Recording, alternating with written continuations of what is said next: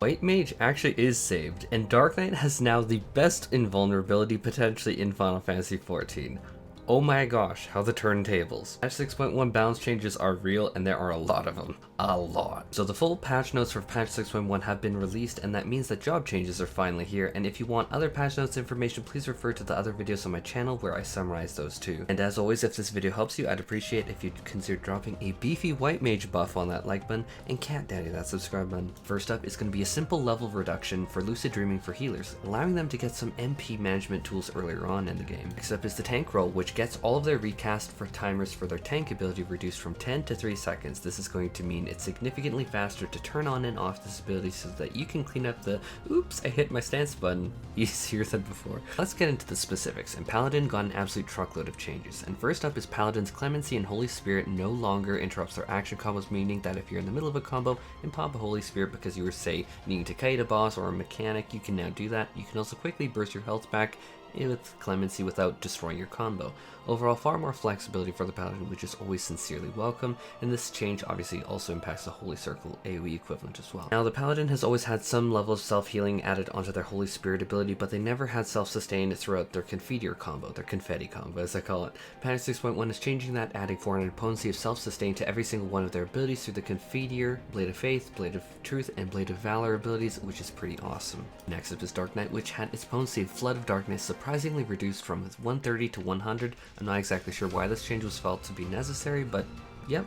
Next up is going to be Stalwart Soul, is going to be obtained at level 40 rather than level 72, which I think is great to add a little bit more fun to the Dark Knight's AoE combo early on. Next change is to Blood Weapon, which is a very welcome change. Blood Weapon grants 5 stacks over 15 seconds rather than you needing to cram everything into a super specific set of time. Overall, this is actually a fantastic change for sure, and one asked for by so many Dark Knights. Finally, Dark Knight's Living Dead ability now heals the Dark Knight themselves with a potency of 1500, which to be clear, Equilibrium, which is where his burst heal, which I know has a hot component to it, but the burst heal has a slightly lower upfront burst, and this is going to for sure help healers and the Dark Knight alike in keeping them alive. Maybe you don't need Benediction for specifically that. The Dark Knight doesn't own the White Mage's Benediction anymore. Maybe. Before you're worried about if it'll trigger the effect too soon and end up dying, don't worry about it, because now once you satisfy the healing requirement, it turns into Undead Rebirth from Walking Dead, and under the effect of Undead Rebirth, most attacks still cannot lower your HP below 1, carrying over the duration from before. So yeah, Dark Knight is getting some sorely, bitterly, painfully needed help. Moving on to the Gunbreaker.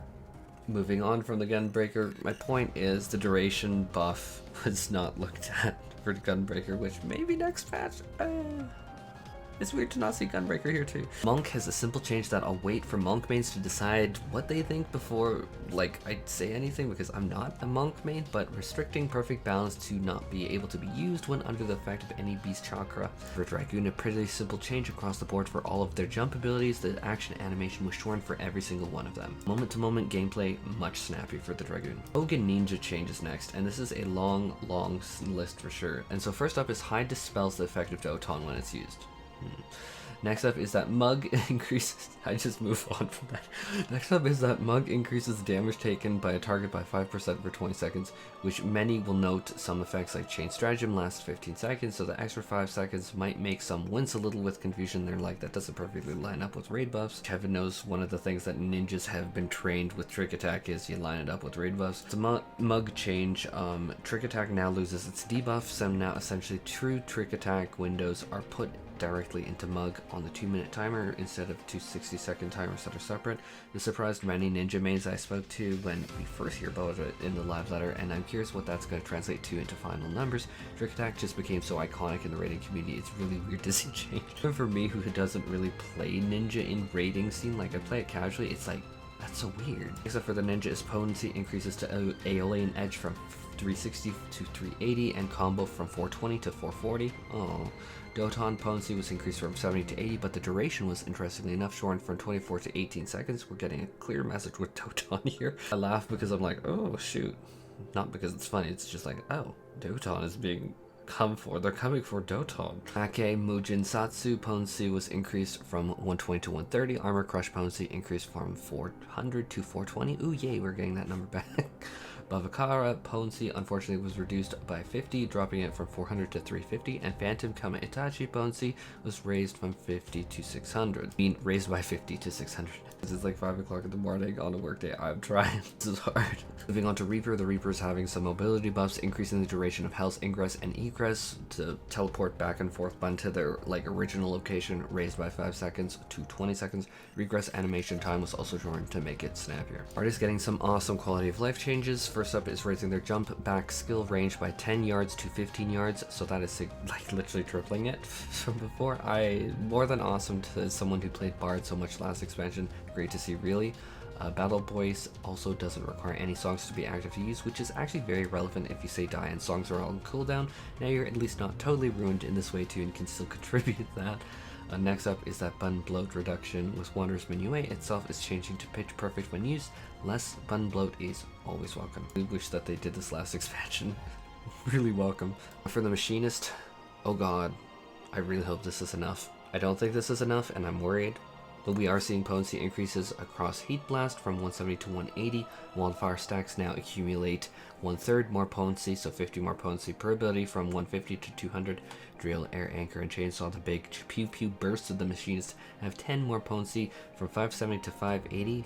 Is that enough? Now the robots, big finishers, Pile Bunker, and Crown Collider have been increased by 30 potency each.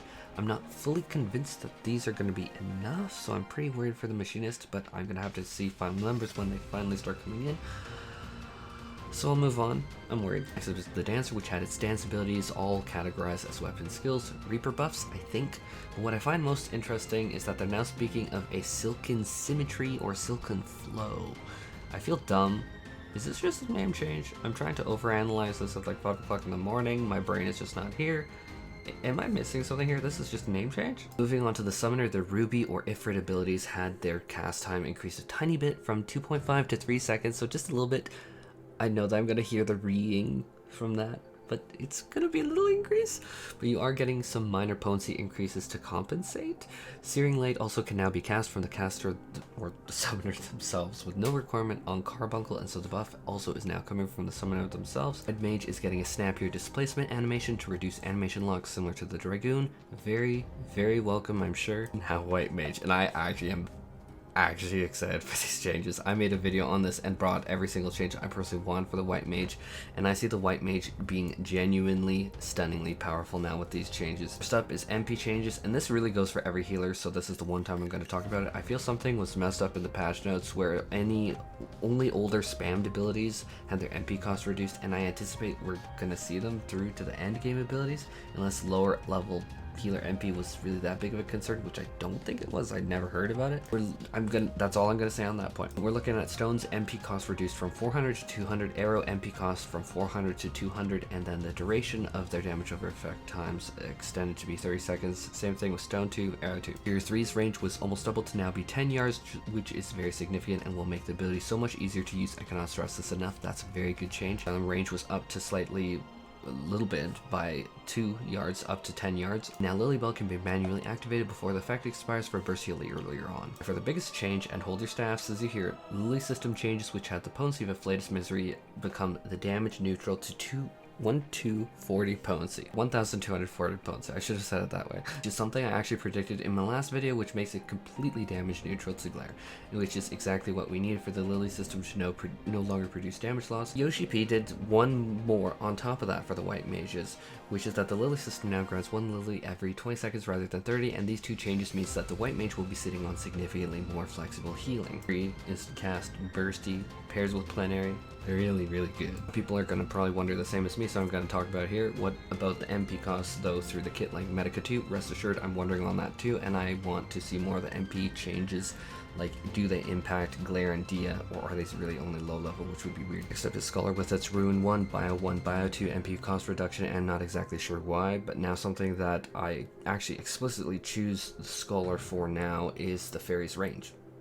And I mean explicitly, I use it for myself, as the Scholar has the range benefit. You can keep the Fairy as a different focus way away from you, and the range to target party members is going to be increased, which I think is going to be actually really, really good. Although oddly enough, it's not specified here, which is odd because usually they are super specific about the number that things have been changed in the patch notes. Guys, something is up with the healer patch notes here. I'm not sure what. Astro had its Combust 1 duration raised to 30 seconds, and yeah, that's all for Ast. Finally landing on Sage, it had its Soteria effect changed to be 4 stacks rather than duration based, which means more flexibility, and I love it. Alongside Dark Knight, just seeing changes from the duration to the stack is so very welcome changes. No duration specified, though oddly enough, heal from it was raised by 20% boost to 50%, so that is, I mean, from 50% to 70%, so 20% boost there.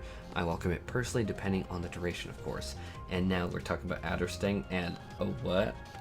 Maximum charges when you enter an instance? You mean I don't need to use that barrier nonsense anymore? Thank God, quality of life increase for sure. Anyhow, that was all for this video. I'm trying to say that and not laugh at myself. There's a ton of changes in here, and I think all of them, or most of them, are absolutely phenomenal, to say the absolute least. Let me know what you guys think in the comments. Anyhow, I need to get back to sleep because work meeting in a few short hours and I need sleep. Take care, everyone.